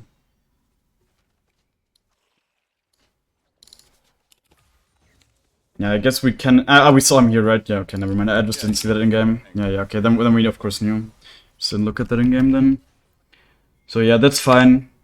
I guess you should then go to your red because it's like the only camp spawning. And like this is again, this is just coin flipping. Like they're under their tower, they're full HP. You're not level 6, you can't dive. You're also not strong or anything here, so you're really just wasting time. I just wanted to check if he was. And you also got spotted here as well. Yeah, that's okay, I guess, but I don't know if you can even contest at this point. You didn't. Like, you half walked here, you just got spotted. That's a bit unlucky, I guess. But in general, if you want to gank mid, just don't ever gank from here. You can always walk here and you will never be spotted by any ward that's in this brush. It's like a nice little trick. And same thing on this side. Like, always hug this wall. Don't go too close to here. Like, just... Let's see. See, like, this is always a blind spot. Doesn't matter if this ward is here, whatever. This will always still be a blind spot. Same on this side. So, if you want to gank mid, just avoid walking here. Always walk from behind and maybe you can get something done here. Even like this guy, like, Lux for sure is a gankable champ in general. If you just come from behind. So, like, just avoid going from these brushes unless they're massively overextended. Like, okay, sure, if this Lux is standing here randomly, then you can just walk there to be there quicker. But in situations where, like, it's a pretty calm lane and you just want to force a numbers advantage, just come in from behind. And at this point, see, like, your solo laners are level 8, you know? Yeah, same here. Like, this guy's level 8, you're level 5, so you really, like, you just... and it's all because you just wasted so much time already. And didn't clear your camps. Like, your camps could have probably already almost respawned a whole another time. Like, here again, you're just wasting time on bot. You're just, like, what are you waiting for? Like, what do you think is gonna happen? They're so... It's the same Yeah, thing. stop assuming that, like, enemy jungle is there, and, like, stop trying to counter gank. If you get something done, then, like, try to just get something done on the other side of the map if you can't be there. And oftentimes, as I said, if you just have efficient pathing or whatever, you will be there at the right time no matter what. Like, just by the fact of how the game works and how, like, you really just need to work on your efficiency when farming. Like, you spend so much time coin flipping. And like, in this game, the coin flips didn't go your way. Like, yes, in some games, the coin flips might go your way, and that's why you maybe have the feeling that it's a okay playstyle, but, like, in games like this where they really don't go your way, you're just so mega weak. Like, at this point, you're lower level than the fucking enemy support. So, yeah, at least you get her here. And I think at this point, you really just need to respect the fact that this guy's level 6, you're level 5, and it's Vayne, so... I think you didn't have to die here, you just had to play it very differently, like just play with your cooldowns. But of course, like in a normal situation, you should have just already been level 6 here if you had just cleared this stuff. Again, like, you shouldn't have even went bot side here, you should have just went top side, cleared red, and then cleared these camps, and then path down. That's what I meant with, like, saying it doesn't feel like you have, you make, like, any thoughts behind your pathing, because usually the thought should be, okay, I'm starting on this side, so I will end up on the other side of the map, basically. You know? So yes, of course, the timing will be a little bit different then, but like that's the trade-off, right? Like, you just need to farm your jungle and then usually see if there's something that will happen afterwards. Like, sometimes you might want to interrupt your pathing if there's like a really great opportunity, but most of the time you want to look to just do the plays after clearing. You really need that consistent income, especially with a champ like Ekko. And then here you really just need to respect her range. Like, kite down here, I guess, to not let her escape. Just kite down here and then wait for your cooldowns. They are pretty long at this point still, but you really can't face tanker here, right? Like, that's why she just kills you. As you could see here. So if you had just been a little bit more patient, then... Like, it's not about the flash or anything. You really just had to just kite her, like, stay out of her range, and then... with your abilities, you could have for sure killed her with your values together. 100%. Like, just be a little bit more patient. Stay here for the next 4 seconds. Q her again. E her. Like, during that whole time, you also won't take the damage that she's dealing to you because you walked at her like this. Like, this is what I mean, right? It seems like you really didn't think about the fact that Vayne is a champ that if you face tank her like this, she will kill you. And it's, like, similar to a champ like Yi, for example.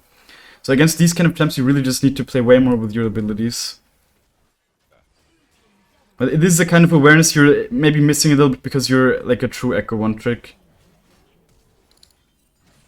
And this is also not like I'm often saying this, or I often had this opinion as well. It's where I said like I'm not trying to say this to be mean, like, but I think usually people that are like true one tricks, they are generally worse at like League of Legends than other players in their elo, just because you get there by just like being better at the champ, right? Like being better mechanically, maybe. I think your mechanics are fine. I guess they're probably better than like gold Ekko mechanics generally, but like you basically cheat your way to your elo by just having somewhat good champion knowledge and like mechanics and whatever, but you're missing the kind of stuff like just being able to respect the Vayne in this kind of situation, having that kind of awareness, and then also a lot of the pathing mistakes and whatever.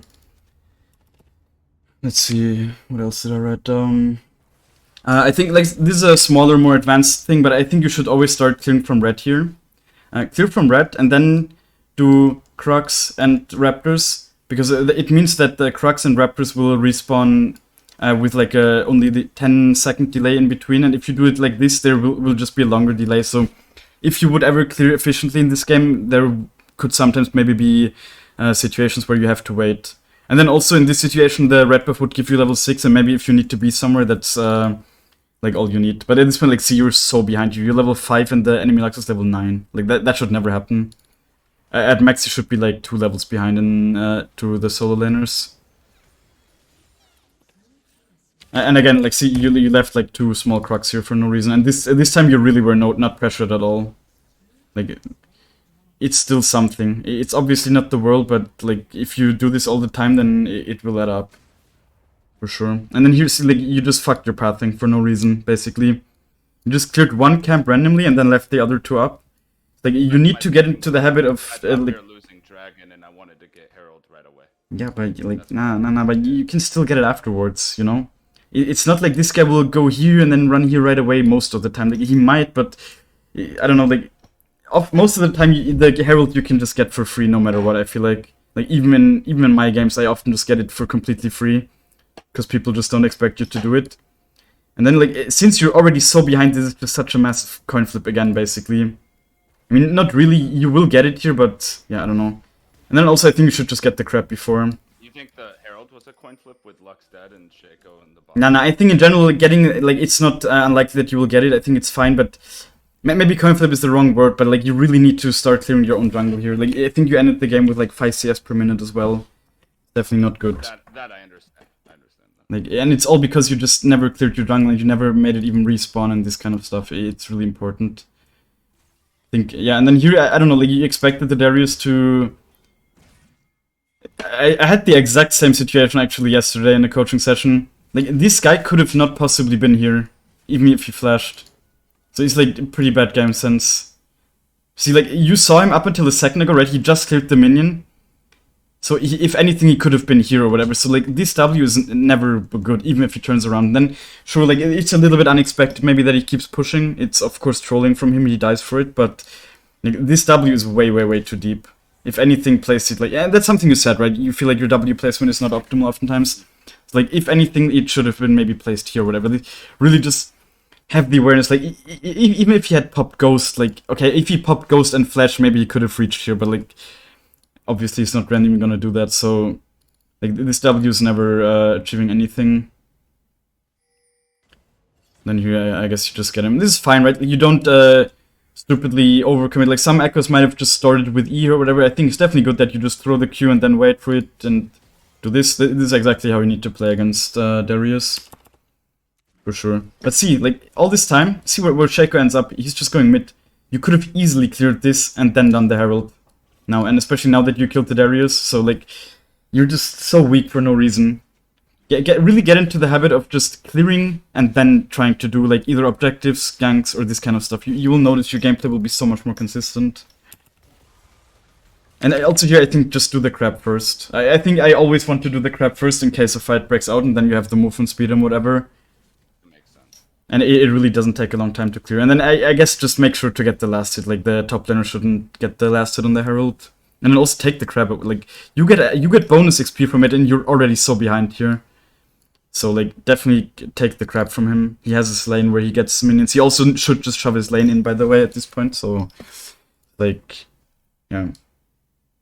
It didn't even bother you that he was taking it, but it should bother you. Like, as a jungler, you get bonus experience, and you get less experience from minions. Like, Riot wants you to get the jungler, and they want laners to get their lane.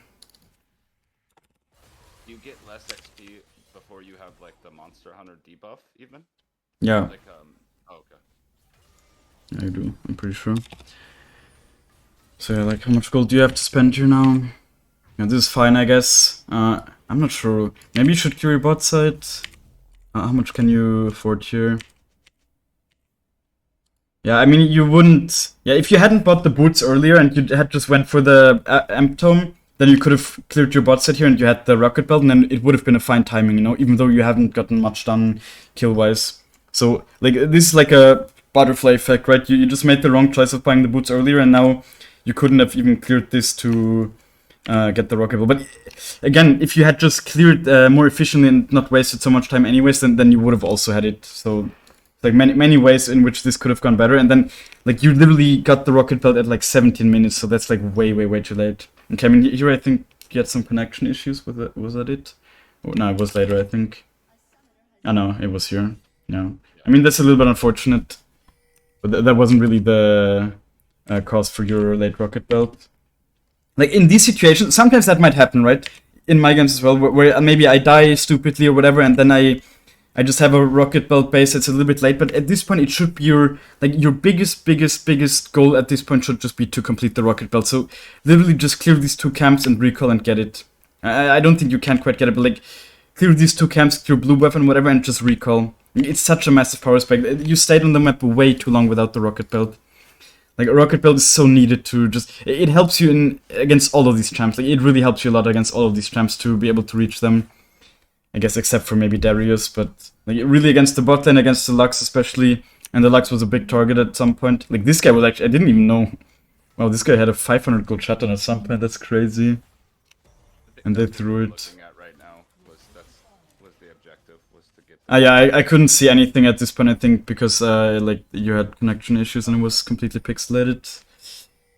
So, but again, you're spotted here, you know? So, like, yeah, of course, you can't know, but, like, the way they're playing, you can often assume. Like, let's see. See, like, up until this point, they play super aggressive. Did you even walk into... you already walked into range here, did you? Yeah, they just saw you anyways. Okay, and I guess then you wanted to go for a cheesy play here and see if they keep overextending, but... Again, during that whole time, you could have cleared this, and it would have literally been a kill, right? Maybe that's another mindset thing you need to... Just realize that clearing your whole side is basically a kill, and you wouldn't leave kills on the map, right? So why do you leave your jungle camps that are basically worth just as much on the map? Like, really value them as just like kills, I guess. Of course, like, taking away a champion from the map also means they can't generate more gold, so it is of course a little bit more valuable, but just do both, you know, and like get into the habit of trying to first clear your jungle and then see. Like, there will still be opportunities, especially in your elo. Aphelios had purple and Zyra could hit maybe a snare. We could kill them both right there. That's why I ran behind them. Yeah, but like, that's not what happened, right? No, not at all. So like, it wasn't even close to happening. And like, again, I'm always saying, like, this, you should assume when they're constantly pushing, you need to assume that this is warded anyway. So you should never be able to get a gank off from here. So the fact that this is warded is tiny bit unlucky, but it also doesn't matter because this is warded anyways. If I'm gonna do that, I go across. Well, I first clear, but I go across, roll dragon, and go around their try or something. I don't know. Yeah, that might work, but it's always a huge commitment, of course. So if it doesn't work, then you just wasted a massive amount of time. And like, now I think I started seeing something again, and like, here I think you realized yourself, you're just not in a position to do anything. You don't, like, and at this point, definitely clear this and go base. Like, this is where you need to go base. 14 minute 30 Rocket Belt is already really late, but like, you stayed on the map here when you're in a position to not do anything. Like, this is really where you need to go base. You need to get the Rocket Belt, you need to, like, if you want to go for Naturals here, I guess. Can you even get another Amptom? I'm not sure. My thinking here was that I go clear this, I clear Raptors, Krugs back, and then I'm there for Dragon with my Yeah, but you won't be there for Dragon. It's already up here. So, like, if anything, your thought process should be to recall as fast as possible so you can maybe be there. But I don't even know if you want to be there because I don't think you can even contest at this point. Yeah, at this point, you're. It's so funny though. Like, see, your team was constantly blaming this guy, but like, I think he was actually doing fine. He's actually up in gold. Yeah. Like, he actually kept the gold somewhat even. I mean, this guy in top lane, of course, but. Even though he's 0-7, he's not doing too badly. He got the mid tower and he's gonna get the other tower as well. So like he 1v9'd. It was the bottom lane that was. Yeah.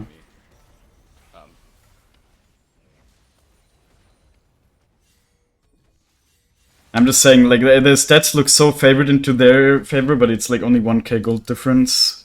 There's really nothing in this elo anyways, and they can solo queue.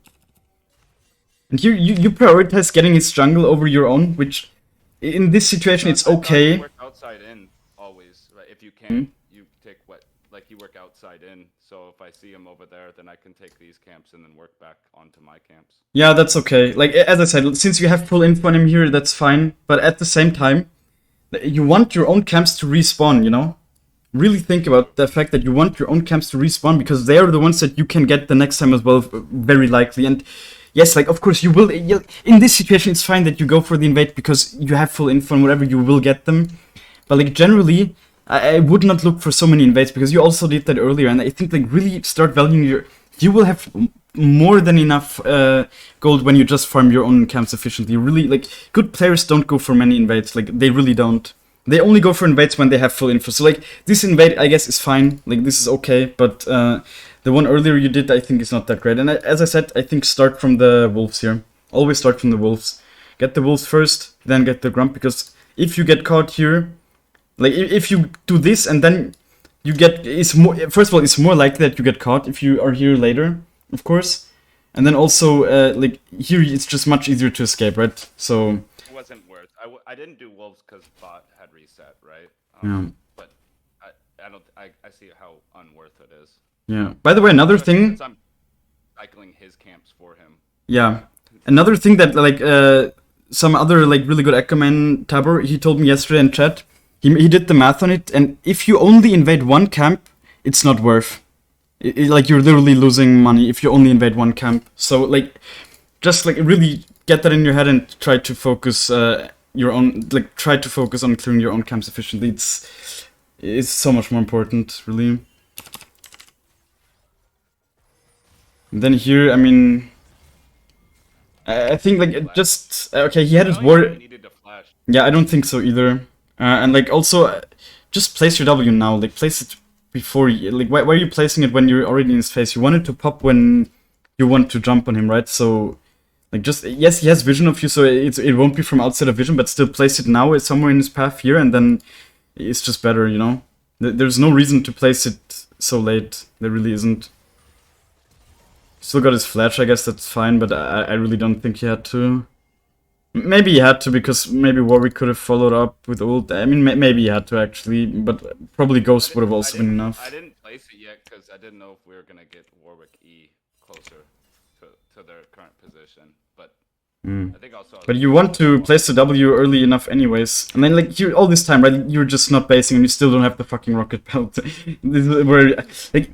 just clear your own jungle here at this point while you're already here, and then recall, get it, and like start playing the game. And for some reason your team was actually able to, because they killed the Shaco. Your team actually got the Drake even. Crazy. Like now you're still like you're just walking around the map back and forth. You're spending so much time walking here. You 100% could have generated more money by just clearing your own jungle. I for some reason had it in my head that I needed to take his shit. Yeah, and like really get that out of your head. I think that's such a common misconception. I get asked that so much as well, like about invading and whatever. Like if you watch good players, they don't invade that much. Like yes, they invade when they have actual good timings and full info and whatever, but it's not a priority. Like the priority should be to just have decent tempo with like your own jungle and then just have impact on the map. And invading is really not something that wins or loses your games most of the time. Like unless you're like in a position where you can completely keep someone out of the game by constantly invading them. Like for that you usually also need the help of like your supporter or like a roaming mid laner or something. most junglers, unless you're like Omega ahead, can't just perma invade on their own. Like they shouldn't at least. Like in your elo, yes, by just being mechanically better or whatever, you can for sure do that. But technically, I don't think it's something you should get into the habit of. Here, let's see. Yeah, here in a second, like it's good you got the steal, that's fine. But like I don't know why you didn't kill the Shaco. You get both the stacks. Like auto attack him now. You can even walk around the box here. Like he's stunned here, and you have like throw the Q now to proc passive, and then you have E in a second. I don't know. And he just used his Q red, so his Q still has a massive cooldown. So he has no way to live here, and he doesn't even have ult. I didn't see him use a spell. I think I was a little nervous. I just didn't see him use a spell. I didn't know if it was clone and he was sitting somewhere else. But like, what you didn't see that he went invis here for a second? No. I mean, sometimes you just miss that, I guess. Yeah, okay. Yeah. It happens, but like, obviously you should just have that awareness that he just went invis here and then... And also, like, still, like, even if you don't think that he had... Even if you think that he has his Q, then you still should throw your Q, right? Because he is stunned here for another, like, 2 seconds. And you can hit a free Q that will proc passive and get him to, like, 1 HP. So, like, no matter what kind of what kind of spells you think he might have up, you should still throw the Q no matter what. And for some, I guess they throw the Q, but it was too late. Yeah. And like, actually, you somewhat got rewarded. Yeah, that's fine. I guess you somewhat got rewarded here by not going on him because you actually managed to get the shot on in the vein here because of that. But I still don't think it was the right decision, generally. Okay. Like, the Lux should have just not misplayed like that, I guess. And then also, I don't know, like, yeah, you had very bad awareness here. Like, we just saw him place this box as well, and then you walk in there a second later, I guess. It's definitely not good. Maybe this kind of stuff is why your win rate against Shaco is not great. You might have to just really... Maybe really try to actively think way more, but like, you walk into so many boxes here. Another one they just placed, and you died for it. Man. Like, definitely respect his boxes, I guess. I don't know if you just genuinely didn't see them here, or if you just didn't respect them, but definitely respect, especially from AP Shaco, you need to respect them. They do deal damage. It's like his spell that he maxes. Okay. Another small thing on the after the rocket belt. I think after the rocket belt is usually when I like to get a control ward as well. It's actually crazy that you're ahead in gold here on this guy. I guess because you got a massive shotdown a second ago, and this guy only got assists.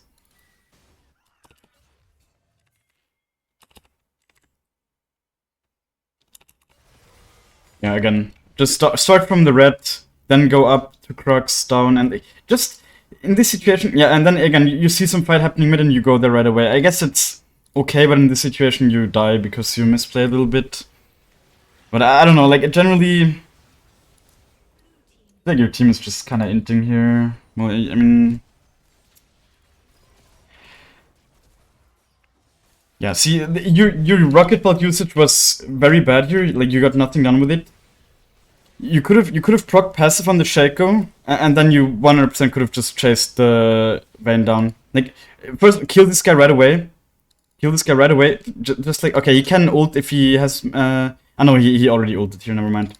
Like, EQ rocket belt proc passive. If you have good mechanics, you will kill this guy, and then you just place W somewhere in her path or whatever, and you can chase her down. And the way, like, what you do here is you rocket belt, completely ignore this guy, then flash behind, but you're missing your E, so like you can't even really chase her. And then yeah, sure, she flashes away, but just like, why you're so tunnel vision on this Vayne, and then you get punished for it. And again, like, did he place this W while you were here, or did he place it before? Not sure. Yeah, you could have seen him place the W again, right? And then you, that's like. You really need to look out for those Shaco boxes. They kill you twice in a row here. Definitely, especially against the AP Shacos, but like, just the fear of course kills you here because the Lux can follow it up with her Q.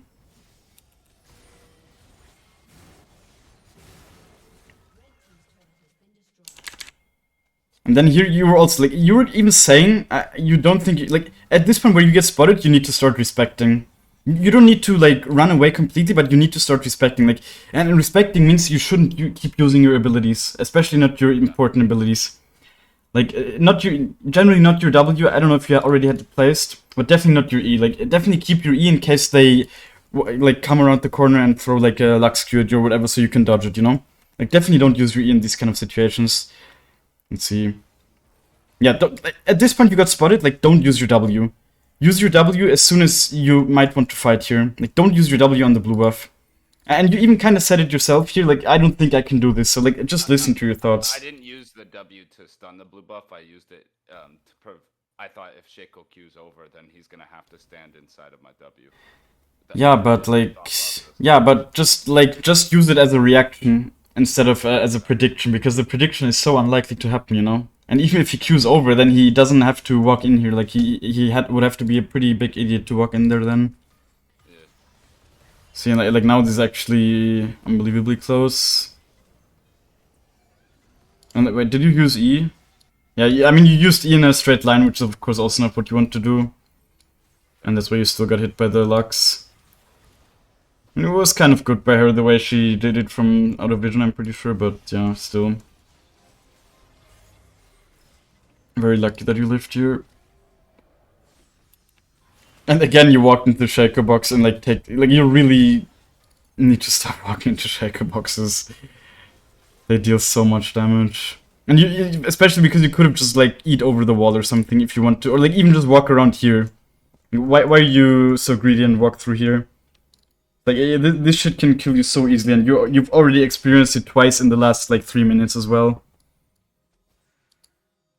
So like if you want to follow up here or something, then E over this wall. You can easily E over there. Just, like now you're just half HP again, and you can't really help it. But your Scion actually clutches it here.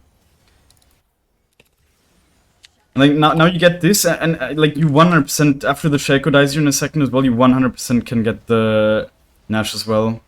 Just ping for spam ping it, and then you can easily get it. This rocket belt as well, just not great value, you know. It's a 40-second cooldown. Like don't value it as nothing. And I'm pretty sure you had E as well. Did you? No, you didn't. Okay, I mean it's okay, I guess, if you just want to get out of range. Yeah, that's fine. But see, like, now everyone is dead except for Sona, so, like, really go to the Nash. And all 5 of you are alive. I guess Warwick isn't, but you have more than enough DPS, trust me. Like, Nash is really a joke nowadays. You can easily rush it. Yeah, maybe, like, in this either where people are generally just weaker because they farm worse, maybe it's not as easy, but still.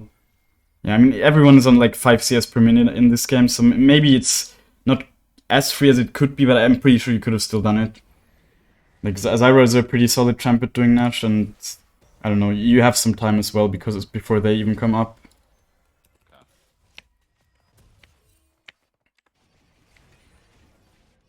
Yeah, at this point, like, you're not strong here at all, right? You have 2 items at 23 minutes. That's not amazing. And that's another thing I wrote down a little bit later. If you are in a game where you have this kind of low economy, I think you should just buy Void Stuff third. It's a nice power spec. It's a much cheaper item than Rabadon's, so it's definitely good to just get that. And like it's a very like you won't feel that weak, honestly. You really won't. Like even if targets are not building MR, it's just such a nice power spec that it really helps for sure. So yeah, this was probably like the best thing you did all game. The fact that you used your ult defensively here. I don't know, this guy also just didn't Q you though, and he didn't barrier either. Ah, no, never mind, he Q'd here, I guess. Nah, he had Q again though. So yeah, I don't know. Like, if he Qs you here, then you can't ult, and I mean, she probably still dies, but yeah, still. A bunch of these plays also, of course, only work because, like, nobody's playing their champ how they need to be played. Right, and that's why you might sometimes get, like, the wrong impressions of what's correct and what's not. And, like, here, I don't know why you were even scared at all. Like, you have full info. Like, you have a ward here and whatever. And even if they walk in... Did we see... We hadn't seen bot lane yet, I thought. You mean, like, the Shaco, or... The Sona Vayne. No, we saw them here. And here. See, like, we see them here. Okay. And, like, I don't know, I guess the scariest thing is that we probably didn't see Shaco. I think that's like the scariest thing, so like maybe you need to be worried about him stealing, but even then, like, Ekko is very good at securing the objectives with his passive, of course. Like, we have full info on the bot lane, and they're the only ones that even care. We know that Darius is bot, The only thing we need to be a little bit worried about is Shaco maybe trying to steal, but that's not what happened. So like in this It's not gonna situation, really stop him from hopping in and trying to do it anyway. yeah. Like, But like, the fact I think you pinged your team away even, so like that's definitely, I don't know if you did, but you were definitely scared. Just like really don't be so scared. I didn't ping actually. Yeah, I just okay. Positioned in a way that showed I was nervous. Yeah. And then here you could have had such a good W. See, wait. This is the kind of game-winning impact that you can easily have as Ekko. Like we can see them pathing here in a second, and like at this point when you get kills, you can for sure end the game. Like see, we see them pathing here. Like just place a nice W here, track them a little bit, place a W. You just one-shot the zone like this. This is the kind of impact you need to have as Ekko in the later stages of the game. Of course, you're not in a great carry position here, but you could still for sure do something if you just get a stun here. So we can fully track them. Okay, I mean Shaco didn't path here. I thought he also would path here, but so if you place a W early enough, you just go on the Sona here. You get a nice pick. You have the numbers advantage. You have a much easier time ending. And then here, I think you even recall in a second, which I don't think. Yeah, like you shouldn't care so much about this guy pushing. You really shouldn't. Yes, he might get the tower, but you can also get this, and like if he doesn't recall, then you just end, you know. So like just you should be the one knocking here at this point. You are ahead 5k gold. And also it should really not be your job. If anything, someone with TP, I mean yes, the San just died, but yeah, like I think you should much rather just be with your team here, try to get a pick on someone and then end. It makes sense to trade up more. Yeah.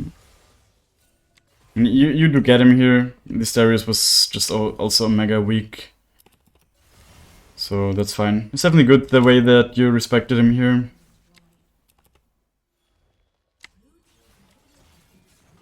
I definitely think the way you handled this last segment of the fight here was not that good. Like, you shouldn't blindly E in there. You know that he's in there, just wait for your W to give you vision, first of all, so you can even attack him. And then, like, throw your Q first as well. Like, why are you Eing on him right away, right? Like, be patient. Place your W, throw a Q where you think he might be, so you can already apply some stacks, and then E on him after, like, especially against a champ like Darius, you know? Where you don't necessarily want to be too close to him.